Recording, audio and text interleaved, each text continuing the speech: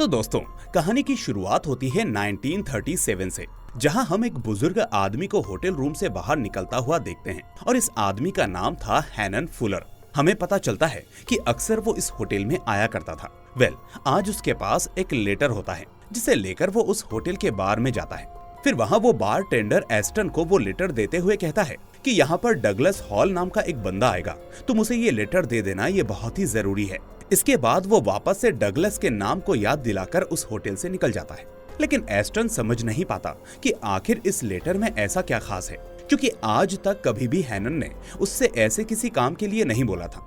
तो इसी वजह से वो हैनन के जाते ही उस लेटर को खोलकर देखने लगता है और ये सीन यहीं पर कट हो जाता है। उधर दूसरी ओर हैनन घर पहुंचकर पहले फ्रेश होता है और उसके बाद वो अपनी बीवी के बगल में जाकर लेट जाता है। लेकिन तभी अचानक उसकी आंखों में नीली रोशनी चमकती है और हम देखते हैं कि अगले ही पल वो गहरी सांस लेकर 1990 में जागता है। तो क्या ये सब उसका सपना था? बिल्कुल नहीं। असल में वो 1937 की दुनिया एक वर्चुअल रियलिटी सिमुलेशन थी जिसे खुद हैनन ने ही बनाया था। हैनन एक कंप्यूटर जीनियस था और उसी ने वो मशीन डिजाइन की थी जो आदमी को 1937 की सिमुलेशन दुनिया में ले जाती थी। असल में ये सिमुलेशन एक गेम की तरह था, लेकिन बिल्कुल असली जैसा। यानी उसके अंदर जो लोग थे वो सोचते समझते भी थे, वो भी बिना ये जाने कि वो खुद एक प्रोग्राम है, जबकि असल में उनका पूरा डेटा सर्वर रूम के अंदर होता था कि वो किस पल क्या कर रहे हैं। वहाँ दिन रात से लेकर हवा पानी सब कुछ प्रोग्रामेबल था, लेकिन फिर भी किसी को इस चीज का एहसास नहीं होता था।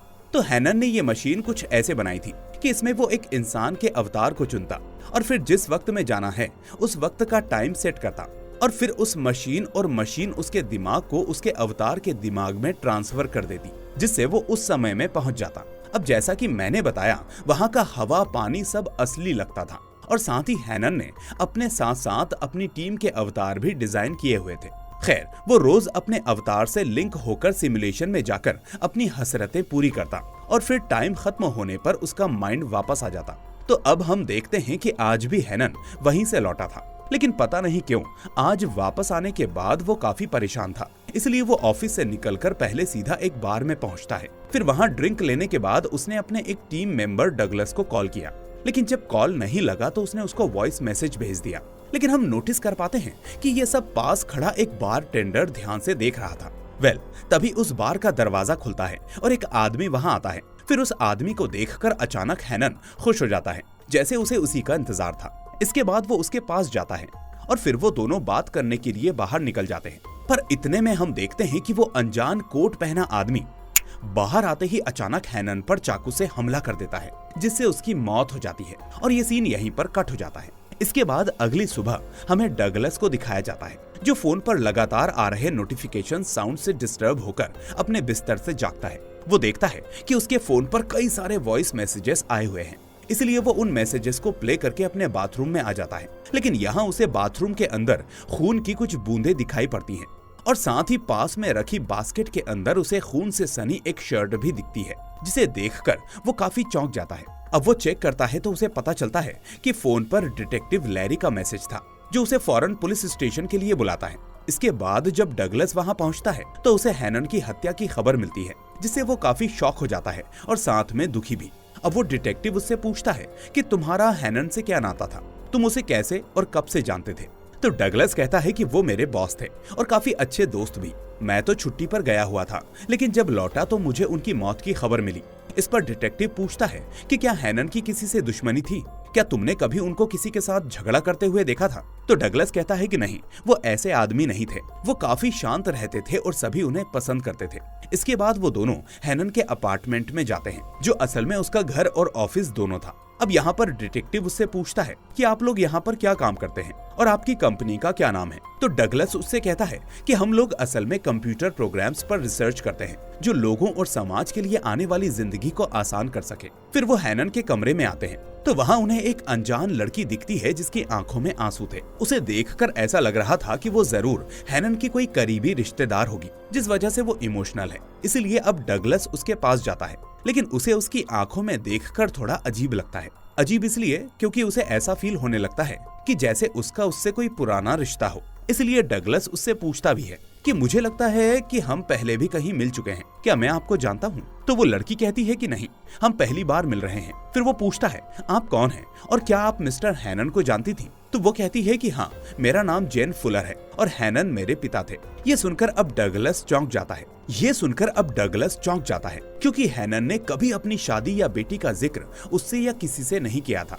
फिर जेन उसे बताती है कि मैं पेरिस में थी और आज ही अपने पिता से मिलने आई थी, लेकिन यहाँ आकर उसे उनकी मौत की खबर मिली। वो कहती है, मेरे पिता अक्सर तुम्हारा जिक्र करते थे और वो चाहते थे कि हम एक दिन जरूर मिलें, लेकिन मुझे नहीं पता था कि हम इस तरह मिलेंगे। अब इसी बीच डिटेक्टिव लैरी जेन से पूछताछ करता है और डगलस उस सिमुलेशन रूम में चला जाता है। वहाँ वो देखता है कि उसका साथी विटनी अपने कंप्यूटर पर काम कर रहा था और हैनन की मौत की खबर से वो भी काफी दुखी था। अब डगलस उससे पूछता है कि मेरी गैर हाजिरी में क्या हैनन के साथ कुछ अजीब हुआ था जो तुमने गौर किया हो? तो विटनी कहता है कि ऐसा तो मैंने कुछ नहीं देखा, लेकिन हाँ, मौत से पहले हैनन कई बार सिमुलेशन में गए थे। ये सुनकर डगलस हैरान हो जाता है क्योंकि उसके हिसाब से तो अभी सिमुलेशन मशीन का टेस्ट भी नहीं हुआ था और बिना टेस्टिंग और अप्रूवल के उसे इस्तेमाल करना उनके लिए बहुत बड़ा रिस्क था। फिर वो विटनी से पूछता है कि क्या कभी हैनन ने तुम्हें अपनी बेटी के होने की बात बताई थी? जिस पर विटनी चौंक कर कहता है, कौन सी बेटी? उन्होंने तो कभी जिक्र नहीं किया, यहाँ तक कि मुझे तो लगता था कि उन्होंने कभी शादी ही नहीं की थी। खैर, अब डगलस वहाँ से बाहर आता है और जेन पर शक होने की वजह से वो उसे एक टैक्सी में देखता है तो उसका पीछा करने लगता है। फिर होटल में वो जेन को रोककर उससे पूछता है कि तुमने कहा था कि तुम्हारी अपने पिता हैनन से यहाँ आने से पहले कुछ बात हुई थी, तो क्या तुम मुझे बता सकती हो कि वो बात क्या थी? तो जेन बताती है कि मेरे पिता बहुत परेशान थे और साथ ही वो अपनी कंपनी भी बंद करना चाहते थे, इसलिए वो चाहते थे कि मैं यहाँ आकर उनकी इस काम में मदद करूँ। अब ये सुनकर डगलस हैरान हो जाता है क्योंकि उसके हिसाब से हैनन को अपनी कंपनी बहुत प्यारी थी और जो आदमी अपनी कंपनी के लिए सालों साल जगा हो, इतनी मेहनत की हो, वो आखिर अपनी कंपनी को बंद करना क्यों चाहेगा? इसलिए अब वो यही सवाल जेन से करता है, लेकिन वो उसे कोई जवाब नहीं देती और अपने रूम की तरफ बढ़ जाती है। फिर हम देखते हैं कि वो होटल रूम में अपने वकील से मिलती है जिससे वो अपने पिता की वसीयत अपने नाम करवाने आई थी, ताकि वसीयत अपने नाम पर होने के बाद वो कंपनी उसके हैंडओवर हो जाए और फिर वो इस कंपनी को बंद करवा सके और अपने पिता का अधूरा काम पूरा कर सके। लेकिन यहाँ पर वकील उससे कहता है कि ये सब पॉसिबल नहीं है क्योंकि मिस्टर हैनन ने हाल ही में अपनी एक नई वसीयत बनवाई थी जिसके हिसाब से उन्होंने अपनी सारी जायदाद अपने साथी डगलस के नाम कर दी थी। अब ये सुनकर जेन को बहुत बड़ा झटका लगता है क्योंकि ये उसके लिए हाईली अनएक्सपेक्टेड था। खैर, अब अगले दिन अखबार में खबर छपती है कि मिस्टर हैनन ने अपनी जायदाद का मालिक अपने साथी मिस्टर डगलस को बना दिया है। हालांकि खुद डगलस को भी इस पर यकीन नहीं होता कि उन्होंने अपनी बेटी के होते हुए भी ये सब क्यों किया। खैर, अब वो डिटेक्टिव लैरी उससे फिर मिलता है और कहता है कि ये तो बहुत बड़ा इत्तेफाक है कि जैसे ही जायदाद तुम्हारे नाम हुई वैसे ही मिस्टर हैनन मर गए और वो भी किसी ने उनका मर्डर किया। इसी बीच वो शक जताता है और उससे कहता है कि कहीं तुमने तो मिस्टर हैनन को नहीं मारा, क्योंकि उनकी बेटी का कहना है कि वो अपनी कंपनी को बंद करना चाहते थे और शायद तुम्हें ये बात पसंद नहीं आई होगी, जिस वजह से तुमने पहले धोखे से सारी प्रॉपर्टी अपने नाम करवाई और फिर उनका कत्ल करवा दिया ताकि कंपनी बंद ना हो। ये सुनकर डगलस गुस्से में कहता है कि बेकार की बातें मत करो, मैंने उन्हें नहीं मारा और वैसे भी उनकी मौत के वक्त मैं प्लेन में था। जिस पर डिटेक्टिव लैरी कहता है कि ऑफिस के गार्ड ने मुझे बताया था कि हैनन अपने ऑफिस से रात 10:30 बजे निकले थे और तब तक तुम्हारे प्लेन को इस शहर में लैंड हुए आधा घंटा बीत चुका था, जबकि हैनन की मौत लगभग 11:30 बजे हुई थी। इसका मतलब तुम आराम से इतने टाइम में उनके पास पहुंच सकते थे। अब डगलस उससे कहता है कि मैं तो एयरपोर्ट से सीधा घर गया और इस बीच हैनन से मेरा कोई संपर्क नहीं हुआ, ना तो उनका कोई कॉल मुझे आया और ना ही मैंने उनको कोई कॉल या मैसेज किया। फिर डिटेक्टिव बताता है कि नहीं, ये सच नहीं, क्योंकि हैनन ने ठीक 11:02 पर तुम्हारे घर पर वॉइस मैसेज छोड़ा था। अब ये सुनकर डगलस सोच में पड़ जाता है, जिससे डिटेक्टिव का शक गहरा जाता है। लेकिन फिर वो डगलस को शहर से बाहर ना जाने का आदेश देकर वहाँ से चला जाता है। फिर उस डिटेक्टिव के जाने के बाद डगलस अपने घर पहुँचता है और अपने फोन के वॉइस मैसेजेस को चेक करता है कि आखिर उससे वो मैसेज कैसे छूट गया। इस तरह अब उसे हैनन का आखिरी मैसेज मिलता है जिसमें हैनन उससे कहता है कि डगलस, मैं तुम्हें एक बहुत ही बड़ा और जरूरी राज बताना चाहता हूँ जो आने वाले वक्त में इस पूरी दुनिया को बदल देगा।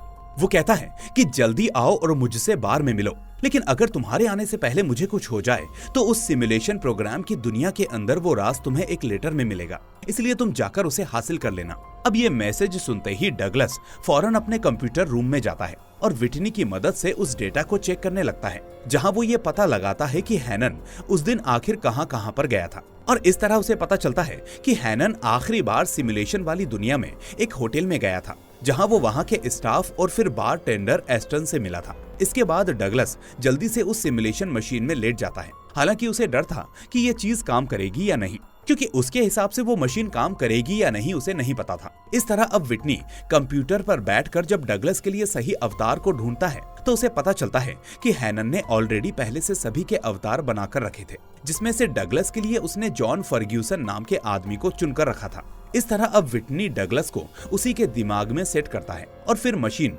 डगलस के माइंड को जॉन की बॉडी में ट्रांसफर कर देती है, जिससे वो उसी वक्त सिमुलेशन में पहुंच जाता है। अब जैसा कि हमें पता था कि हैनन रात को चुनता होगा, क्योंकि उसके हिसाब से अवतार को पता ना लगे, लेकिन इन लोगों को इसका अनुभव नहीं था। तो जैसे ही डगलस उस दुनिया में पहुंचता है तो वहां दिन होता है और जॉन अपने काम में लगा होता है। असल में जॉन एक बैंक कर्मचारी था, लेकिन अब वो पूरी तरह से डगलस के कंट्रोल में था। अब डगलस पहली बार इस दुनिया को देखकर हैरान हो जाता है, क्योंकि ये दुनिया बिल्कुल असली लग रही थी। कहीं से भी ये नहीं लग रहा था कि ये प्रोग्रामेबल दुनिया है। इसलिए वो अचानक अपना काम छोड़कर सभी चीजों को अजीब तरीके से देख रहा था, जिस वजह से आसपास के लोग उसे घूरे जा रहे थे। लेकिन फिर वो वहां से निकलता है, क्योंकि उसे जल्द से जल्द वो लेटर हासिल करना था। इसलिए वो पहले उस होटल में पहुंचता है जहां के बारे में उसने डेटा में देखा था और हैनन जहां पर आखिरी बार गया था। अब वहां पहुंचकर वो स्टाफ से पूछता है कि क्या आपको किसी बुजुर्ग आदमी ने कोई लेटर दिया था, लेकिन सभी इसके लिए मना कर देते हैं। जिसके बाद उसे याद आता है कि डेटा के हिसाब से हैनन सबसे लास्ट में एस्टन से मिला था। इसलिए अब वो फौरन एस्टन के पास जाता है और जैसे ही वो उसको देखता है तो मुस्कुराने लगता है, क्योंकि हैनन ने इस प्रोग्राम के अंदर एस्टन को विटनी की शक्ल दे रखी थी। खैर, अब वो एस्टन से पूछता है कि क्या हैनन नाम के आदमी ने मेरे लिए कोई लेटर छोड़ा था, तो इस पर एस्टन झूठ बोल देता है कि नहीं, उन्होंने कुछ नहीं छोड़ा और ना किसी लेटर के बारे में जिक्र किया। अब ये सोचकर डगलस हैरान रह जाता है कि अगर उन्होंने कोई लेटर नहीं छोड़ा तो फिर उन्होंने ऐसा क्यों कहा कि वो लेटर सिमुलेशन के अंदर की दुनिया में है। अब वो ये सब सोच ही रहा था कि तभी अचानक उसका समय खत्म हो जाता है और वो जॉन की बॉडी से निकलकर वापस अपनी दुनिया में लौट आता है। जबकि उधर सेम टाइम पर अचानक जॉन का माइंड एक्टिव हो जाता है और वो होटल में खुद को देखकर हैरान होते हुए सभी को इधर उधर देखने लगता है। अब इस वक्त एस्टन उसके सामने था, इसलिए वो उससे कहता है कि मेरा नाम जॉन है, क्या तुम्हें पता है कि मैं यहाँ किसके साथ आया और कब आया।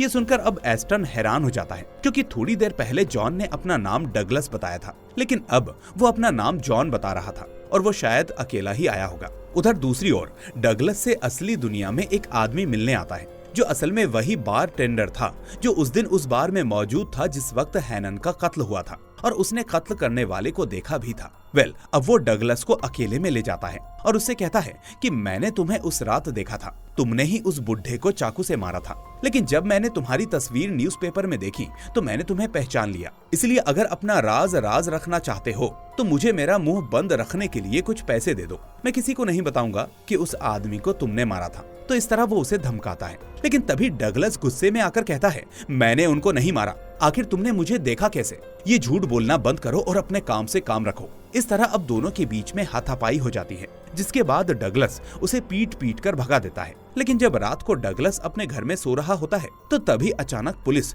उसके घर में घुस आती है और उसे गिरफ्तार कर लिया जाता है। फिर डिटेक्टिव लैरी उसे एक तस्वीर दिखाता है और कहता है कि बार टेंडर ने बताया था कि उसने तुमको आखिरी वक्त पर हैनन के साथ देखा था, और जब मैं उससे पूछताछ करने गया तो पता चला कि किसी ने उसको भी मार डाला है। यानी पहले तुमने हैनन को मारा और फिर उस घटना के गवाह इस बार टेंडर को भी मार डाला ताकि वो तुम्हारा पर्दाफाश ना कर दे। इस तरह डिटेक्टिव उस पर आरोप लगाता है, जिससे डगलस भी शॉक होकर कहता है कि सर, मैंने किसी को नहीं मारा, मैं उस वक्त प्लेन में था। लेकिन डिटेक्टिव उसकी एक नहीं सुनता और उसे अरेस्ट कर लेता है। अब उसकी पूरी रात जेल में कटती है, जिसके बाद सुबह जेन उसे रिहा करवाती है और हमें पता चलता है कि शायद वो उसे पसंद करती थी। हालांकि पुलिस ने डगलस को इसलिए छोड़ा था क्योंकि जेन ने गवाही दी थी कि जब बारटेंडर का कत्ल हुआ उस वक्त डगलस उसके साथ था। पर डगलस इस वक्त जेन से ज्यादा उस बारटेंडर की बात पर हैरान था उसे शक होता है कि आखिर बारटेंडर ने उसे हैनन का मर्डर करते हुए कैसे देखा होगा और अब उसकी मौत कैसे हुई। लेकिन तभी उसे वापस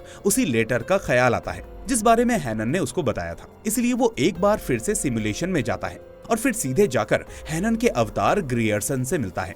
असल में ग्रियर्सन को भी नहीं पता था कि उसकी बॉडी हैनन यूज करता था और उस वक्त उसका माइंड सो जाता था। दरअसल जब भी कोई इंसान इन अवतारों की बॉडी में आता था तो इन अवतारों का दिमाग उस वक्त के लिए थम जाता था। उन्हें कुछ भी याद नहीं रहता था कि वो किस वक्त कहाँ हैं और क्या कर रहे हैं। और फिर जब इंसान चला जाता था तो वो अवतार खुद को अनजानी जगह पर पाता था। लेकिन हैनन शायद इस चीज को समझ चुका था, इसलिए वो अपने साथ एक घड़ी रखता था जिससे उसे पता चल सके कि उसके वापस जाने का टाइम कब है। और यही वजह थी कि मूवी की शुरुआत में वो बार से वापस आकर और फ्रेश होकर बिस्तर पर लेट गया था ताकि उसके अवतार को पता ही ना चले कि वो इतनी देर कहीं और था। खैर, अब हैनन का अवतार यानी ग्रियर्सन डगलस को बताता है कि हाल ही में उसे घर पर छुपा हुआ एक महंगा सूट मिला था और साथ ही अलग अलग तरह के परफ्यूम की खुशबू भी आती थी, जिससे वो काफी कंफ्यूज्ड था क्योंकि वो सूट बिल्कुल उसी के नाम का था लेकिन उसे उसने आज तक नहीं पहना था। फिर डगलस कहता है कि मैं इस सब का सच पता लगा सकता हूँ,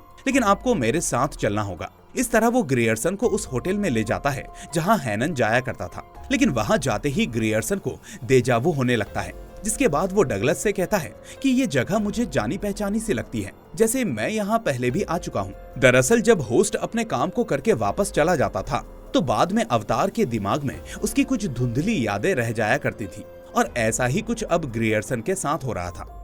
अब डगलस उससे पूछता है कि क्या तुम्हें यहाँ पर किसी आदमी का चेहरा याद आ रहा है? क्या तुम्हें कुछ ऐसा याद आ रहा है कि तुमने यहाँ पर किसी आदमी को कोई लेटर दिया था? तो ग्रियर्सन दिमाग पर जोर डालते हुए एस्टन की ओर इशारा करता है कि शायद मैंने उस आदमी को लेटर दिया था। लेकिन वो इशारा देखते ही एस्टन वहाँ से भागता है। लेकिन उस इशारे को देखते ही एस्टन वहाँ से भागता है, जबकि डगलस उसके पीछे पीछे जाता है। पर तभी एस्टन अपनी पिस्टल तानकर कहता है कि आखिर तुम हो कौन और बहरूपिये बनकर क्यों घूम रहे हो? कभी तो तुम एक जॉन नाम के बैंक कर्मचारी बनकर सामने आते हो, कभी डगलस बनकर मेरे सामने आते हो, और मुझे पता है कि जो आदमी तुम्हारे साथ है वो भी हैनन नहीं है। इसलिए जाओ और हैनन को लेकर आओ, मुझे उनसे काफी सवाल करने हैं, मुझे कुछ समझ में नहीं आ रहा। ये सुनकर अब डगलस समझ जाता है कि शायद एस्टन ने वो लेटर पढ़ लिया होगा जो हैनन ने उसे दिया था।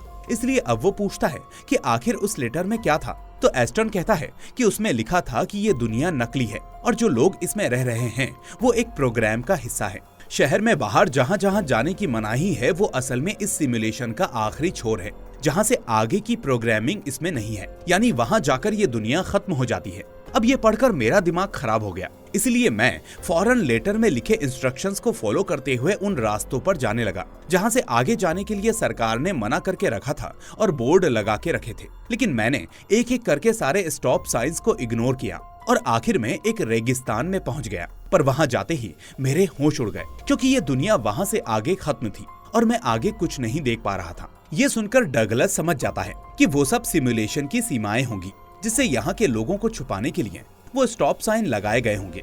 लेकिन उसको अभी भी एक चीज समझ में नहीं आ रही थी कि आखिर हैनन ने ये लेटर डगलस को क्यों लिखा था, जबकि ये सब तो डगलस पहले से ही जानता था कि ये दुनिया एक सिमुलेशन है। लेकिन उसके सोचते सोचते अचानक एस्टन उस पर गोली चला देता है, जिससे डगलस बाल बाल बचता है। पर एस्टन पर उसका कोई फर्क नहीं पड़ता क्योंकि वो समझ चुका था कि ये दुनिया नकली है। खैर, अब हाथापाई में वो दोनों पूल में गिर जाते हैं, जिसकी वजह से वो लेटर पानी में बह जाता है और इतने में ही अचानक डगलस का समय खत्म हो जाता है और वो वापस आ जाता है। अब वापस आकर उसे एहसास होता है कि सिमुलेशन के अवतार बहुत समझदार हैं और अगर वहाँ पर एस्टन की तरह बाकी लोगों को पता चल गया कि वो सभी एक प्रोग्राम का हिस्सा हैं, तो सच जानने से उनकी दुनिया उजड़ सकती है। इसलिए अब वो विटनी से कहता है कि जल्दी से कंपनी को बंद करो, हम समय से खिलवाड़ नहीं कर सकते। पर विटनी उसकी इस बात से काफी नाखुश होता है और डगलस को समझाता है कि हम ऐसा नहीं कर सकते क्योंकि हमने इस कंपनी के लिए अपने दिन रात एक किए हैं। लेकिन डगलस उसकी एक नहीं सुनता और फौरन जेन से मिलने उसके होटल जाता है। लेकिन यहाँ उसे पता चलता है कि जेन भी उस होटल में नहीं थी और वहाँ से चली गई थी। तभी वहाँ पर डगलस को अचानक डिटेक्टिव लैरी की आवाज आती है कि जेन गायब है और वो हैनन की बेटी नहीं बल्कि एक फ्रॉड है जिसे ढूंढने मैं यहाँ पर आया था। खैर, अब डगलस वहाँ से बाहर आता है और कैब ड्राइवर से पूछता है कि जेन कहाँ गई होगी और तुमने उसे आखिरी बार कहाँ ड्रॉप किया था। इस तरह वो ड्राइवर उसे एक सुपरमार्केट का पता देता है। तो अब डगलस सीधा वहीं पहुँचता है, पर यहाँ वो अपनी आंखों पर विश्वास नहीं कर पाता क्योंकि उसके सामने जेन तो थी, लेकिन वो इस वक्त सुपरमार्केट की कैशियर बनकर काम कर रही थी। साथ ही उसका लुक पूरी तरह से बदल चुका था और ऊपर से वो डगलस को नहीं पहचानती। लेकिन इसके बाद जब डगलस वहाँ से जाने लगता है तो तभी नताशा दौड़कर आती है और कहती है, मुझे लगता है मैं आपको जानती हूँ, क्या हम पहले भी कहीं मिल चुके हैं? तो इस पर डगलस ना कहता है और फिर नताशा अपने काम पर लौट जाती है। लेकिन अब इस इंसिडेंट से डगलस को वो दिन याद आता है जब उसने यही सवाल पहली बार नताशा यानी जेन से किया था। ये चीज अब उसके दिमाग के तार खोल देती है, क्योंकि अगर इस दुनिया में कोई नताशा के अंदर जेन बनकर आ रहा है तो इसका मतलब भी यही हुआ कि ये दुनिया भी असल में सच्ची नहीं है, बल्कि ये भी एक सिमुलेशन है। इसलिए अब वो बिना देरी किए अपनी कार स्टार्ट करता है और हैनन के लेटर के हिसाब से इंस्ट्रक्शंस को फॉलो करने लगता है।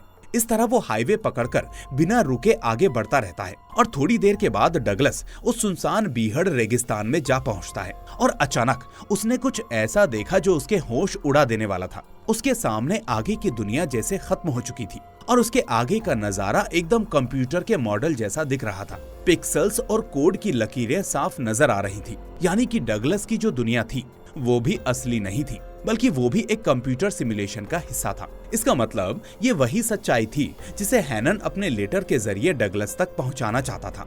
लेकिन अब ये राज खुद ब खुद उसके सामने खुल चुका था।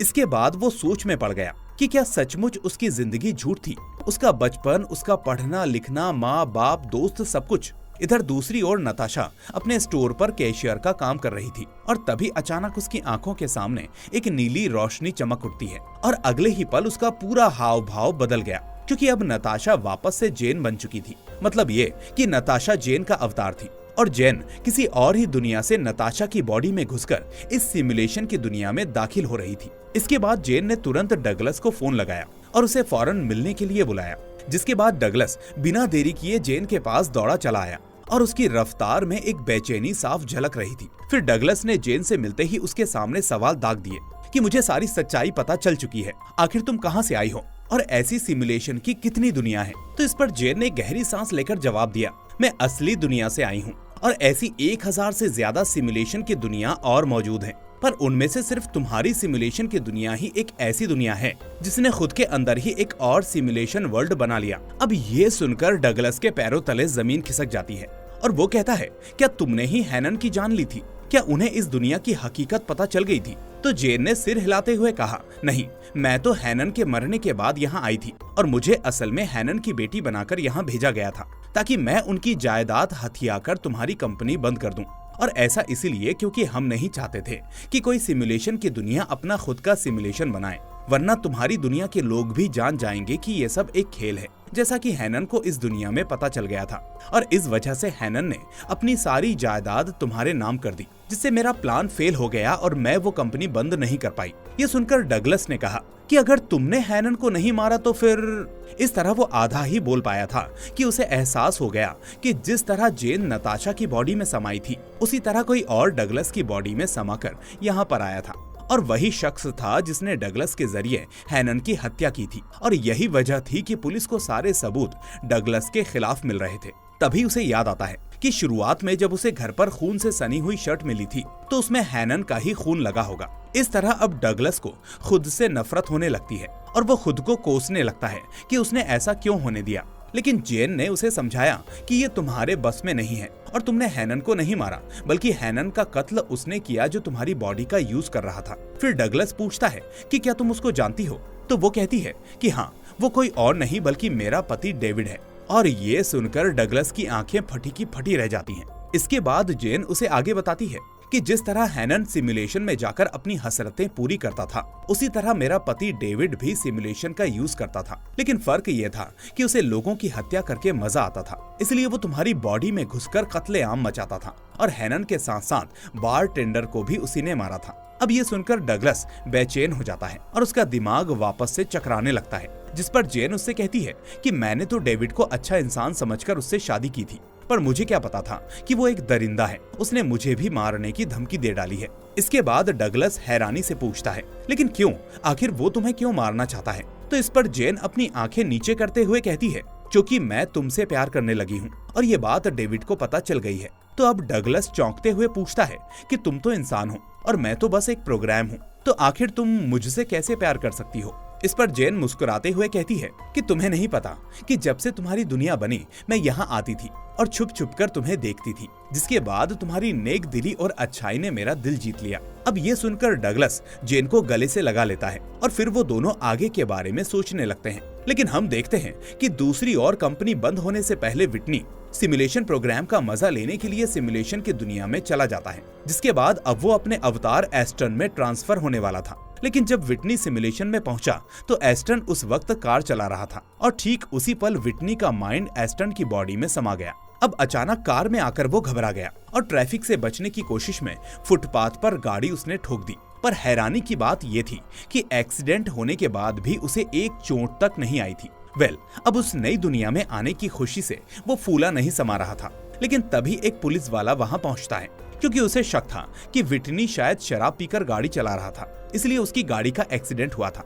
इस पर विटनी ने माफी मांगते हुए कहा कि सर गलती से हो गया, मेरा ध्यान थोड़ा सड़क से हट गया था।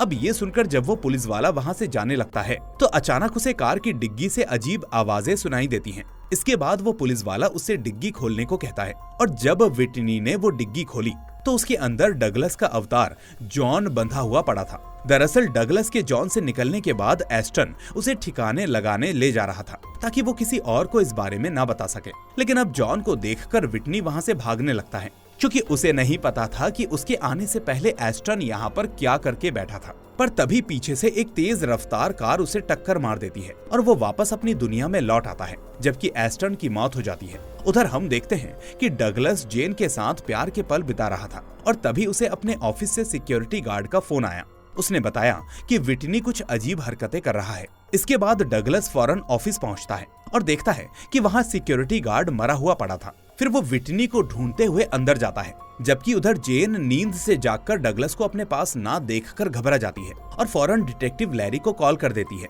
इधर डगलस अपने कमरे में पहुंचता है, जहां विटनी टीवी देखकर बेताबी से हंस रहा था, मानो पहली बार उसने ऐसी जिंदगी देखी हो। फिर जब डगलस उसके पास जाता है तो विटनी उससे कहता है कि अच्छा तो ऐसी है तुम्हारी दुनिया। और ये सुनकर डगलस को एहसास हो जाता है कि ये विटनी नहीं बल्कि एस्टन है। दरअसल सिमुलेशन में एस्टन की बॉडी में विटनी का एक्सीडेंट हुआ और उसका माइंड वहीं मर गया, जबकि एस्टन की बॉडी नष्ट होने से उसका माइंड विटनी की बॉडी में ट्रांसफर हो गया, जो अब एस्टन की हो चुकी थी। अब एस्टन के पास गार्ड की बंदूक थी जिससे उसने उसकी हत्या की, इसलिए अब एस्टन उससे कहता है कि मुझे वो जगह दिखाओ जहां मुझे प्रोग्राम किया गया। अब ये देखकर डगलस को उसकी हालत पर तरस आता है, क्योंकि वो खुद भी एक प्रोग्राम था। लेकिन फिर भी वो एस्टन को कंप्यूटर रूम में ले जाने लगता है और फिर लिफ्ट में घुसते ही जैसे ही डगलस 13th फ्लोर का बटन दबाता है, वैसे ही उसकी आंखों में नीली रोशनी चमकती है। यानी अब उसका कंट्रोल जेन के पति डेविड ने ले लिया था। इसके बाद डेविड एस्टन के साथ रूम में जाता है और जब एस्टन उस कमरे को देख रहा था तभी डेविड उसे उसी बंदूक से उठाकर शूट करके मार डालता है। इसके बाद वो वापस जेन के पास पहुंचता है और डगलस के साथ रहने की वजह से गुस्से में जेन को पीटने लगता है। फिर जेन किसी तरह उससे छूटकर भागने लगती है, लेकिन इतने में डेविड उस पर अपनी बंदूक तान देता है। लेकिन जैसे ही उसकी गोली चलने ही वाली होती है कि तभी डिटेक्टिव लैरी वहां आकर सीधा डेविड को गोली मार देता है। असल में ऐसा इसीलिए हुआ क्योंकि जेन ने लैरी को सारी सच्चाई बता दी थी कि वो असल दुनिया नहीं बल्कि एक सिमुलेशन है। अब लैरी उससे कहता है कि तुम अब अपनी असली दुनिया में वापस चली जाओ और यहाँ वापस कभी मत आना, क्योंकि जैसा यहाँ चल रहा है चलने दो, उसी में सभी की भलाई होगी।